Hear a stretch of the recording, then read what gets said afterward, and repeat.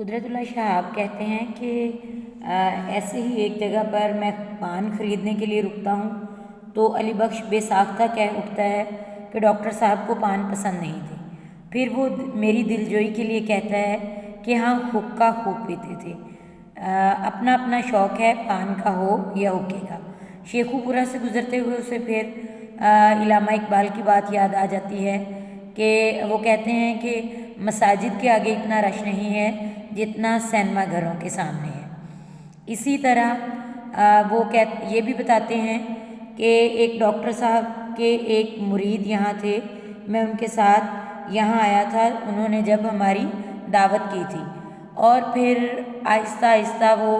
اقبال کے بارے میں باتیں کرتے رہتے ہیں اور پھر ان کے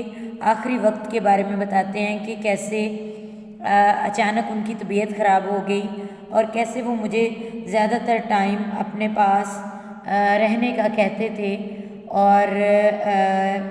ان باتوں کے بعد ان کا موڈ بدلنے کے لیے میں ان سے کہتا ہوں کہ آپ کو اقبال کے کچھ اشعار تو یاد ہوں گے، تو وہ کہتے ہیں کہ میں تو ان پڑھ ہوں، مجھے کیسے یاد ہو سکتا ہے، لیکن ہاں کبھی یہ حقیقت منتظر والا کچھ یاد ہے، کیونکہ یہ ڈاکٹر صاحب اکثر گنگنایا کرتے تھے۔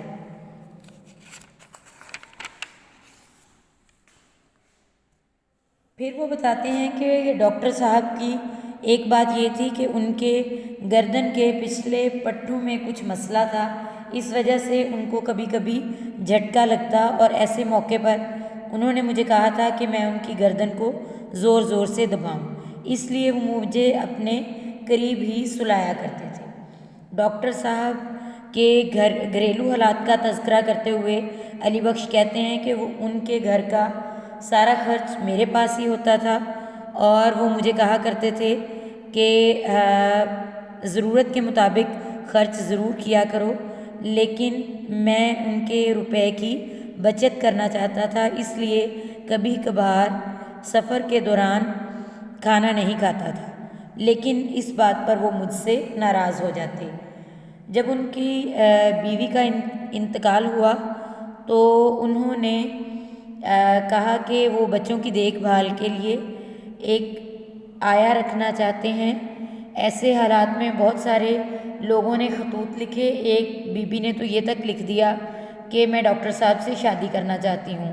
تو انہوں نے کہا علی بخش دیکھو تو صحیح اس خاتون نے کیا لکھا ہے، میں بوڑھا آدمی ہوں، اب شادی کیا کروں گا۔ ایسے حالات میں پھر ڈورس احمد آ گئیں، جنہوں نے بچوں کی دیکھ بھال کی ذمہ داری لی۔